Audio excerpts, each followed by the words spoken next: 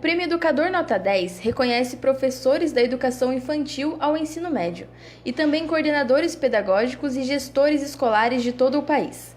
Milhares de educadores de escolas públicas e privadas inscrevem seu trabalho a cada edição do prêmio em diferentes áreas de conhecimento. Em 2017, o prêmio completa 2 décadas de valorização de professores e gestores. E nesse ano foram 5.006 projetos inscritos e o professor Diogo Fernando ficou entre os 10 vencedores. Primeiro, quero agradecer a FUNVIC por estar aqui cobrindo, a matéria.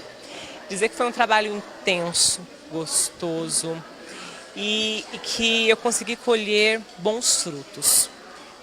A escolha de Clarice Lispector, na verdade eu levei para os meus alunos a escolha de bons textos. A consequência foi ter levado Clarice Lispector com isso.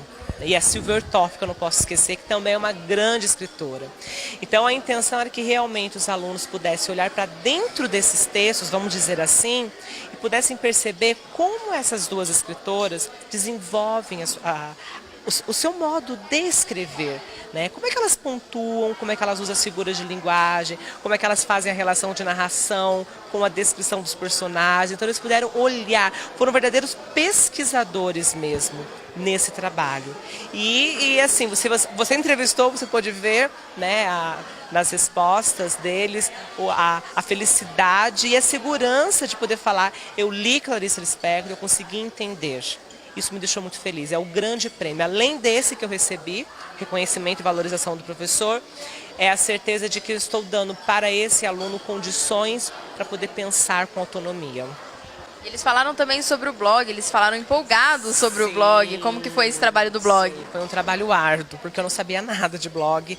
Então eu também tive que aprender a como fazer um blog, porque eles queriam, porque já tem blogueiros, youtuber que fala, Youtubers que falam.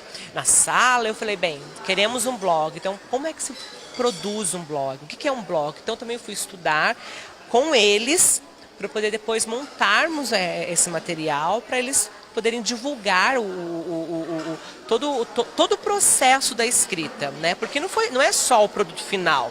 Então, se você entrar no blog, escritoresmirins.blog, você vai ver todo o planejamento da história, as dicas que eles receberam, o que eles tiveram que arrumar na primeira versão, quer dizer, que é a revisão, para depois ter o produto final, que é a última história deles, que eles digitaram. Então foi um trabalho assim muito gostoso porque eu pude ver o resultado, sabe? Porque eu não agi na intuição, eu agi com teoria. A todo momento eu estava me guiando. O que eu estou fazendo com esses alunos? Então eu me filmava. Todo momento eu me filmava. Como nós não temos coordenador, eu precisava ter um retorno. Será que aquelas intervenções que eu estou fazendo com aquele aluno está sendo realmente funcional ou não?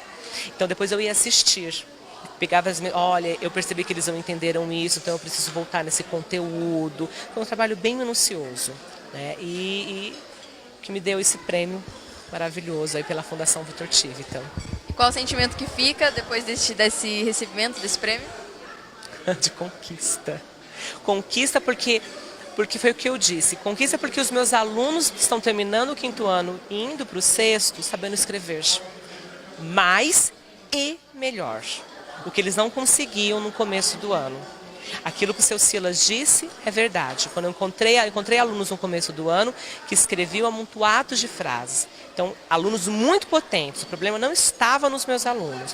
O problema estava na organização dos textos deles. Então, vamos entender o que é um texto antes e como é que se escreve bem.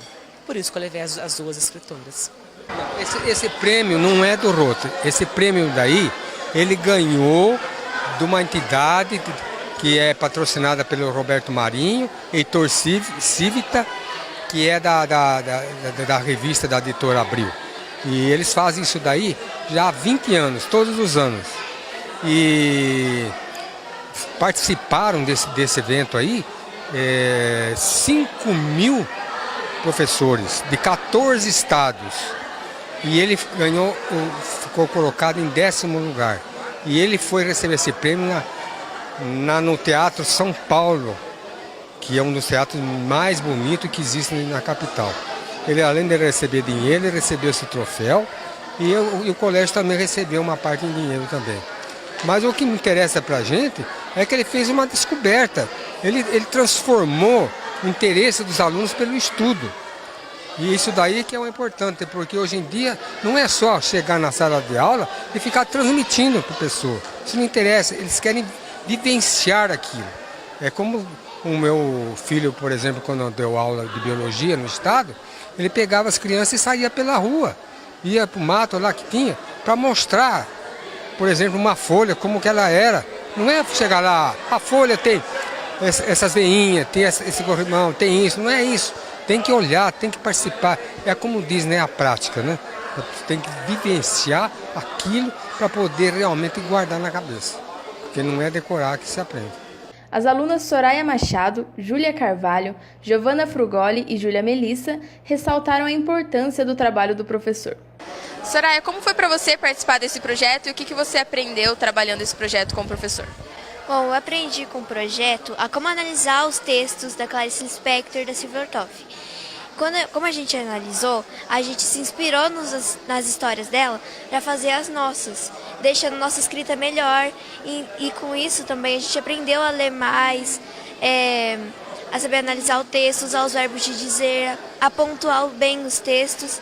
Então a gente se inspirou nelas para fazer as nossas histórias, para ficarem melhores.